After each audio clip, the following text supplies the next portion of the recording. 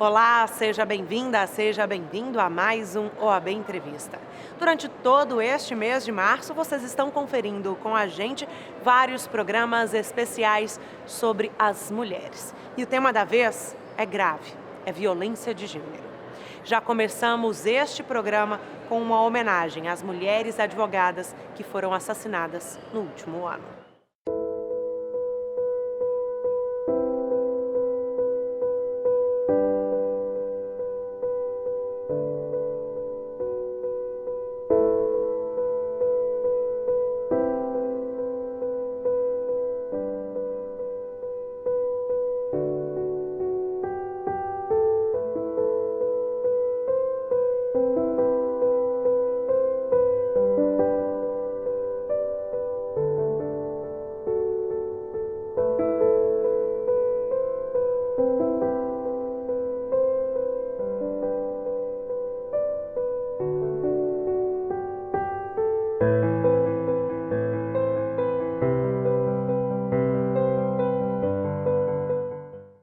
Também em homenagem a essas profissionais, o tema violência foi amplamente debatido durante a terceira Conferência Nacional da Mulher Advogada.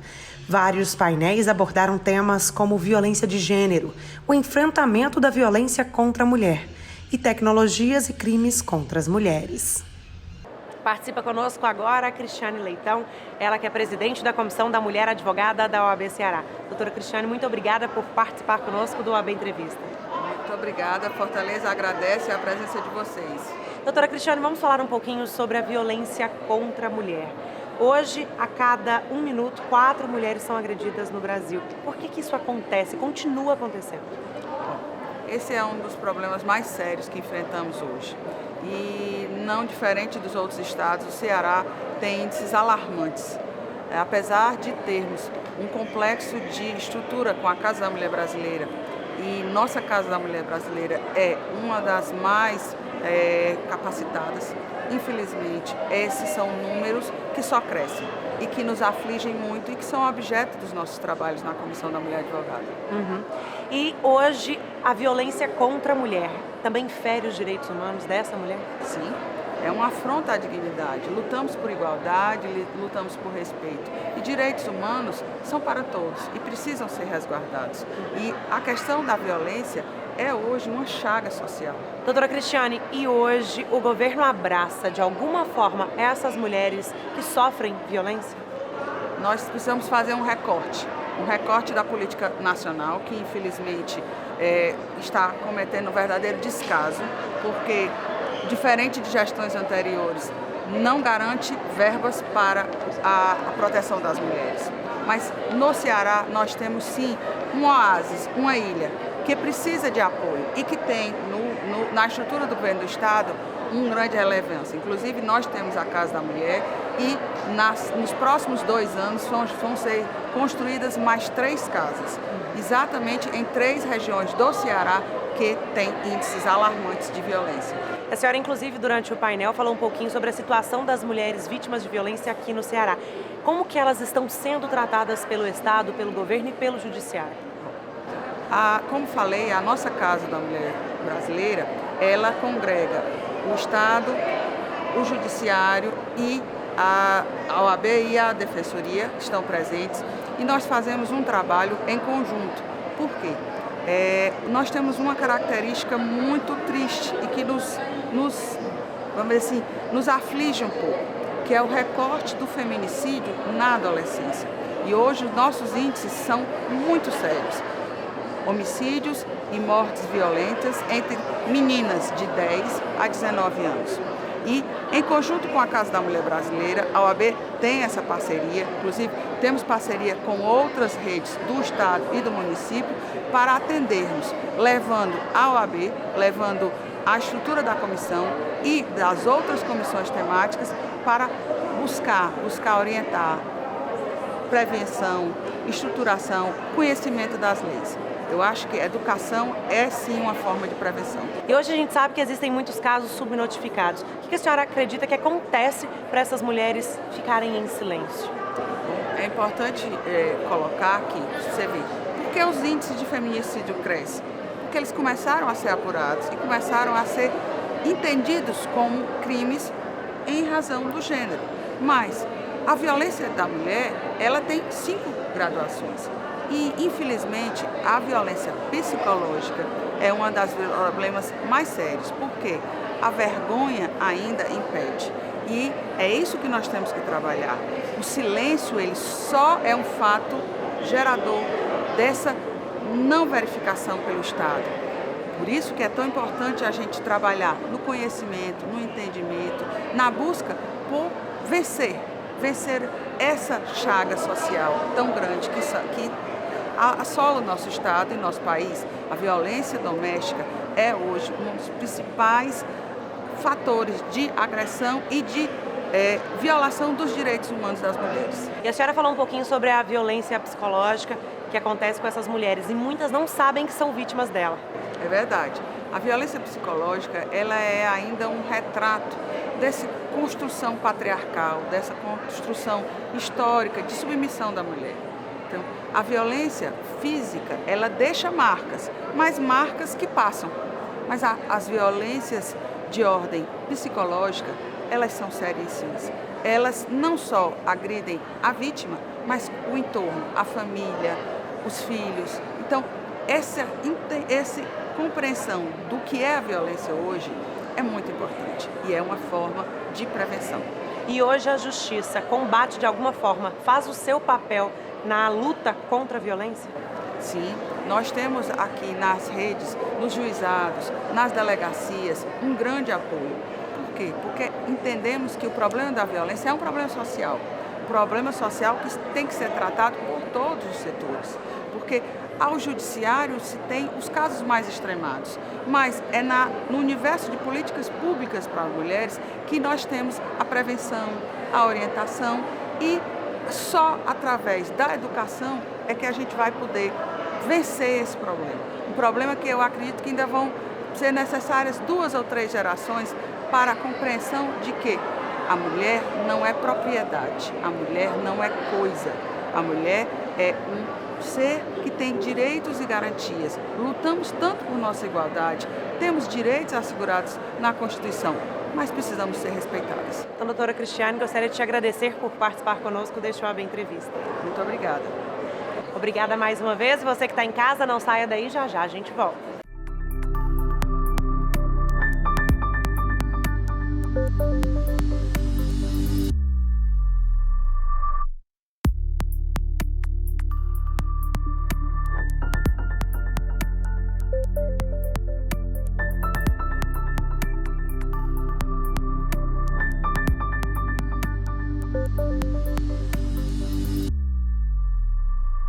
Voltamos com este OAB Entrevista, onde estamos falando sobre mulher, profissão, mercado de trabalho e empreendedorismo.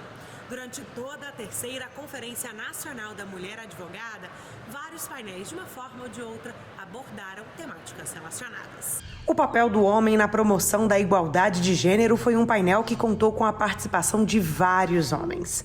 A ideia da conferência também foi mostrar que eles precisam ajudar na luta delas, por mais espaço, mais justiça, mais igualdade.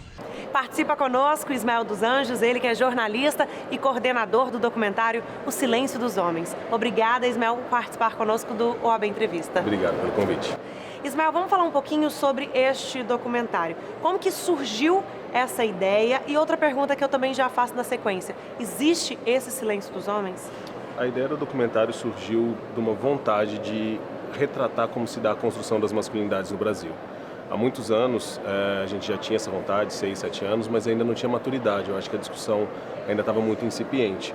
Com a discussão do feminismo crescente nos últimos 5, 6, 7 anos, em algum momento chegou um lugar. E os homens? Como é que a gente vai falar com eles?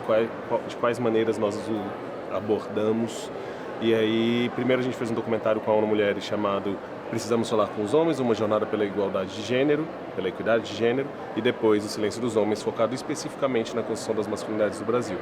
Sobre a segunda pergunta, eu acho que sim, há um silêncio dos homens, mas é um silêncio específico, é um silêncio emocional. Os homens não se permitem e não são ensinados a identificar emoções. A única emoção notoriamente masculina é raiva. Se o cara sente medo, pode ter raiva. Se o cara está frustrado, pode ter raiva. Se o cara está desiludido, raiva é uma resposta aceitável. E não pode ser assim. A gente precisa ter mais habilidade para identificar o que a gente sente e também para se colocar no mundo de outras maneiras. Ser capaz de ser afetuoso, ser capaz de cuidar, não só de proteger e muito mais. E vocês falam muito no documentário sobre esses estereótipos que os homens são criados. Acredita que seja uma das razões pelas quais esses homens cometem violência contra a mulher? Sem dúvida. Em geral, os homens são criados com uma noção única do que é ser homem. Ser homem é ser poderoso, é ser forte, é ser ativo, é não levar desaforo para casa, é ser corajoso. Não dá para todo mundo ser isso o tempo todo. Se a gente fosse, a gente não ia estar mais vivo. Então, essa noção de ser homem precisa ser multiplicada, porque ser homem para um homem branco é diferente de ser homem para um homem negro. Eu não vou chegar nos mesmos lugares, não vou percorrer os mesmos caminhos, então é importante que a gente fale de homens no plural, de masculinidades no plural. E sem dúvida isso ocorre de uma maneira que vai cair na violência contra a mulher, porque se o cara não leva desaforo para casa, se ele acha que o papel do homem é ser provedor o tempo todo, quando de repente ele não é, já que 40% dos lares do Brasil são providos por mulheres. Esse cara vai se sentir menos homem por conta disso. Então a gente precisa de ter referências diferentes e mais múltiplas sobre o que é ser homem, para a gente ter homens que entendem que não são menos homens porque vestem uma roupa de algum jeito, porque a mulher bota mais dinheiro em casa ou porque a companheira tem mais sucesso na carreira, por exemplo. E acredita que agora, em pleno século XXI, a gente tem mudado a forma como criar estes meninos ou, infelizmente, ainda continua da mesma forma, eles se guardando emocionalmente? Infelizmente, continua da mesma forma. Durante as pesquisas, a gente descobriu que, 6 a cada 10 homens sabe que tem algum distúrbio emocional, mas só 1 a cada 10 procura um psicólogo. E a mesma coisa vale para os meninos. A gente ainda está ensinando os meninos. Isso não é coisa de menino, não chora não, levanta, aguenta o tranco. Em vez da gente falar, cara, existe cuidado, você pode cuidar de si, você pode cuidar do outro, você pode cuidar do ambiente ao redor. Não, o menino está confundindo cuidado com proteção até hoje. Ele vai falar, aqui em casa não vai acontecer, mas ele não sabe nem se lavar, se cuidar, se limpar, não sabe cuidar do próximo. Se um amigo cai numa brincadeira, levanta, vira homem. Não é, tá tudo bem, quer que eu chame alguém, quer ajuda você precisa. E aí 20, 30 anos depois, esses meninos não vão saber o que é cuidado. Eles não aprenderam na infância, vão aprender quando? E você falou um pouquinho sobre os dados que vocês apresentaram. Teve um dado que me chamou muita atenção. Foi justamente os meninos saem mais das escolas do que as meninas. E a gente precisa frisar mais uma vez o quanto a educação é importante até nos casos de violência contra a mulher. Sem dúvida, principalmente os meninos negros. A evasão escolar dos meninos negros é muito grande, existem várias pesquisas que demonstram isso. E eu acho que um dos caminhos principais para a emancipação das mulheres foi a educação. E agora, para esses homens que estão ficando para trás, eles precisam estar nessa conversa também. Eles precisam ser educados, não só para terem carreiras melhores, poderem ter vidas melhores, mas para poderem se comportar melhor em sociedade, saber o que é esperado deles. Tem uma diferença muito grande entre o mundo que a gente está hoje e as coisas que a gente não aceita mais, que as mulheres não aceitam mais e não deveriam mesmo aceitar mais, e a maneira como os meninos ainda estão sendo criados. E a gente só vai superar essa diferença com a educação. E a gente vê ainda muitos meninos que falam que feminismo é exagero. Vocês ouviram isso na pesquisa? Como que foi tratado esse tema?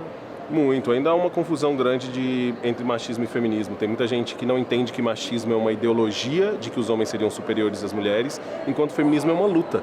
Né? É fruto de uma organização e de uma busca das mulheres há mais de 100 anos. Então, o que eu tento fazer sempre é explicar isso, que não são a mesma coisa, a gente não está falando sobre a mesma coisa. Pergunto se as pessoas acreditam sim que são superiores às mães, irmãs, amigas. E eu acho que é um ponto de conversa quando a pessoa entende, por exemplo, sabia que sua mãe ganha em média 30% a menos do que um homem para executar a mesma função, ou sua parceira? O que seria da sua vida se ela ganhasse a mesma coisa? Você sabia que uma mulher sofre violência no Brasil sexual a cada 11 minutos? E aí, como é isso? Como a gente vai conversar sobre isso? Então eu acho que a gente precisa ser exposto às dores das mulheres para a gente conseguir caminhar, mas os homens também precisam conversar entre si. Um homem conversar com outro homem sobre o que é ser homem, sobre outras possibilidades, para a gente conseguir algo que seja, no fim, melhor para todos. E também uma parte interessante, muito interessante do documentário, foi justamente o projeto Plano de Menino. Foi uma surpresa para vocês encontrarem esse projeto, e conta também para quem está assistindo a gente, vocês viram de perto os resultados desse projeto? Não foi uma surpresa porque a gente trabalha há muitos anos com masculinidades, então a gente conhece quase todo mundo que está trabalhando com masculinidades no Brasil. A Vivi Duarte coordeno o Plano de Menina há muitos anos, que tem um trabalho incrível de empoderamento feminino. E quando a gente procurou ver quem estava trabalhando com os meninos na ponta, ela também tinha isso. E o legal do Plano de Menina é que ele surgiu por conta da demanda das meninas do Plano de Menina. Elas estavam mais empoderadas, sabendo não aceitar determinadas coisas, sabendo o que queriam, e com isso os meninos começaram a ficar mais violentos, fazer mais bullying, tentar provocar mais. Então elas procuraram a Vivi para falar, olha, alguém precisa conversar com os meninos. E ela notou que os meninos precisavam conversar entre si também, porque eles não conversam em casa. A gente não tem o hábito de falar sobre o que a gente sente de verdade. Só 3 a cada 10 homens, a pesquisa que a gente fez nacionalmente com 47 mil pessoas, só 3 a cada 10 homens têm o hábito de falar sobre medos, anseios com amigos, com qualquer pessoa. Então tem 7 a cada 10 homens que sofrem calados, sozinhos, e isso pode sair depois em forma de violência, em forma de tentar abusar, de poder e outras coisas. Eu acredito que a gente pode também frisar a importância de projetos como esses, justamente porque vocês viram de perto a mudança que projetos assim fazem e transmitiram para quem assiste o documentário, e a gente pode incentivar. Acredito que o governo tem que incentivar projetos como esse. Por favor. A gente dá destaque para vários projetos que estão trabalhando com masculinidades no documentário. Eu vou citar 2. Tem o Plano de Menino, que veio a partir do Plano de Menina da Vivi Duarte, que é uma profissional muito incrível. O Plano de Menina trabalhava empoderando mulheres, meninas, em escolas públicas de São Paulo, mas com isso as meninas começaram a relatar uma situação de violência cada vez maior, porque elas sabiam que não aguentavam mais aquilo, e os meninos, sem preparo, sem saber como lidar com aquelas mulheres empoderadas, estavam sendo cada vez mais violentos, agressivos no bullying e tudo mais. Com isso, as próprias meninas pediram para Vivi para falar com eles, alguém precisa falar com esses meninos, e ela começou a fazer rodas. E descobriu que os meninos precisavam não só falar com alguém, mas também entre si, porque os meninos têm muito costume de guardar. A gente fez uma pesquisa nacional, entrevistou mais de 47 mil pessoas no Brasil inteiro, e só 3 a cada 10 homens têm o hábito de falar sobre medo, sobre anseios. Ou seja, os homens, quando têm dúvidas ou quando têm algum problema, ficam sofrendo calados e sozinhos, guardam para si. Isso depois vai sair em termos de violência, em termos de tentar exercer seu poder sobre o outro, mesmo que fisicamente. Nesse sentido, também tem o programa Tempo de Despertar, o projeto da promotora Gabriela Mansur, que cumpre uma das coisas que está na Lei Maria da Penha, que são os grupos reflexivos para homens enquadrados em situação de violência. Além das penas tradicionais, esses homens podem frequentar reuniões no fórum com pessoas do serviço social, com psicólogos e com outros homens em situação de violência para falar sobre o seu caso, para entender, para ouvir. No caso do Tempo de Despertar, o índice de reincidência cai de 65% para 2%. É muito significativo, acaba evitando o feminicídio lá na frente. Então, eu acredito que é muito importante que a gente crie espaços para que os homens conversem entre si, para que os homens tenham a capacidade de melhorar. As mulheres estão lutando devidamente, com todos os direitos para não aguentarem determinadas coisas, para combater o assédio, mas alguém precisa, para que a sociedade como um todo melhore, os homens precisam melhorar também. E eu acho que não cabe às mulheres educar os homens, não precisa ser mais uma atribuição entre as muitas das mulheres. Eu acho que nós, homens, podemos nos incumbir disso também, tentando fazer uma sociedade melhor. Então, é isso que eu tento fazer com o meu trabalho. Obrigada, Ismael, por participar conosco aqui do AB Entrevista. Obrigado a você pelo convite. Participa também conosco deste OAB Entrevista a doutora Cristiane Damasceno, ela que é vice-presidente da OABDF. Doutora Cristiane, muito obrigada por participar conosco deste programa, falando de um tema tão sério. Muito sério, Natália. A violência contra a mulher hoje ela se expande para todos os gêneros, todas as situações, inclusive a psicológica e moral que tem sido tão grave. E durante seu painel, a senhora falou sobre os crimes cibernéticos contra as mulheres. E eles cresceram em um ano aí mais de 1.500%. Por quê? Na verdade, esse crescimento hoje se dá porque as redes sociais elas estão muito fortes. Não é porque não se existia. Desde 2012, quando a Lei Carolina Dickmann foi criada, eu acho que a gente teve um marco muito importante para poder mostrar que as redes sociais estão sendo usadas para poder violentar a mulher moralmente e psicologicamente também. Então, na verdade, o que a gente não sabe é se houve um crescimento ou as mulheres passaram a falar mais. E esses crimes cibernéticos também são subnotificados? Eles são subnotificados, o que a gente tem o que a criminologia chama de cifra negra. Por quê? Porque as mulheres falam muito pouco. Nós temos casos de estupro, por exemplo. Em Brasília a gente teve um caso muito recente de uma menina de 21 anos que não falou há 2 anos atrás que foi estuprada por um grande empresário da cidade. E ela foi para as redes sociais falar. Então, crimes tão graves como estupro, que são crimes hediondos, as mulheres, ainda hoje, mesmo jovens, diante de uma outra concepção, ainda se furtam usam do direito de falar, quanto mais esses crimes que são cometidos na internet. Inclusive, esses crimes cometidos pela internet, a gente percebe que, às vezes, o agressor não conhece a vítima. Podemos falar que talvez sejam mais graves? Não é que eles sejam mais graves. A gravidade, nós temos crimes mais graves, como o feminicídio, por exemplo. A questão toda é que a mulher tem a reputação dela exposta. Então, nós já tivemos 2 casos muito notórios, um deles no Piauí, que uma adolescente de 16 anos se suicidou, porque morava numa cidade pequena e as fotos dela caminharam ali naquela sociedade, completamente patriarcal, fechada. Então, assim, isso se torna algo grave por conta das consequências que podem resultar deste ato de caminhar, violando a reputação dessas mulheres com informações íntimas. E essas mulheres têm acesso, talvez, a alguma política pública? Porque, por exemplo, talvez uma política pública resolveria esse caso que a senhora acabou de citar. Infelizmente, o Brasil ele não leva a sério a questão das políticas públicas. As leis, elas são boas. Então, a gente tem a lei de drogas, a lei Maria da Penha, que trazem políticas públicas estruturadas, mas o executivo ele não leva isso muito a sério. Se nós tivéssemos uma política de acolhimento, uma delegacia especializada para crimes cibernéticos, que de fato em alguns estados nós até temos, Natália, como em Brasília, por exemplo, mas você não tem uma política de acolhida diferenciada para as mulheres. E você acredita que hoje as polícias trabalham na investigação desses crimes com a mesma seriedade que um feminicídio, por exemplo? Na verdade, assim, em Brasília, São Paulo, Rio de Janeiro, Minas Gerais, Porto Alegre, que são cidades maiores, nós temos delegacias especializadas e você até consegue descobrir determinados tipos de coisa. Em Brasília, 2 semanas atrás, eles descobriram um ato de terrorismo e a delegacia cibernética foi quem descobriu. Então, eles trabalham sim, eles têm uma dinâmica, mas em outros lugares, que são menores, com população mais carente e com menos recursos, nós não temos esse tipo de trabalho especializado. E nós sabemos que a vítima de violência psicológica muitas vezes não sabe que é vítima. Acredita que também existe essa questão no crime cibernético, a pessoa não saber que é vítima? Na verdade, a mulher ela tem uma questão muito forte porque ela se culpa por aquele fato, né? Então, na palestra eu abordei uma situação muito delicada de uma menina que pensava que o pai do filho era uma pessoa, mas na verdade era outra. E a faculdade descobriu tudo aquilo. Então, ela se achou culpada de não ter prestado atenção, mas na verdade a culpa não era dela. E a sociedade ali, aquela comunidade na qual ela vivia, culpava ela por aquilo. E ela ficou estigmatizada naquele lugar. Então a mulher carrega isso com ela também, essa responsabilidade.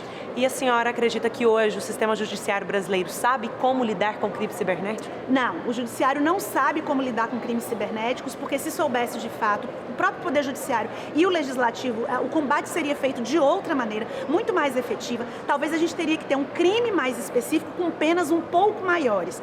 E especificamente no judiciário, a gente precisava de uma acolhida mais especializada. Os juizados de violência doméstica, que seriam talvez os melhores lugares para tratarem desse assunto, ele tem equipes multidisciplinares, mas que não funcionam na forma que a lei colocou. Então, doutora Cristiane, gostaria de te agradecer por participar conosco. Eu acredito que é um tema importante e até serve de alerta para quem está assistindo a gente. É isso aí, Natália. Muito obrigada. Obrigada mais uma vez. E obrigada também a você que conferiu com a gente todo este OAB Entrevista.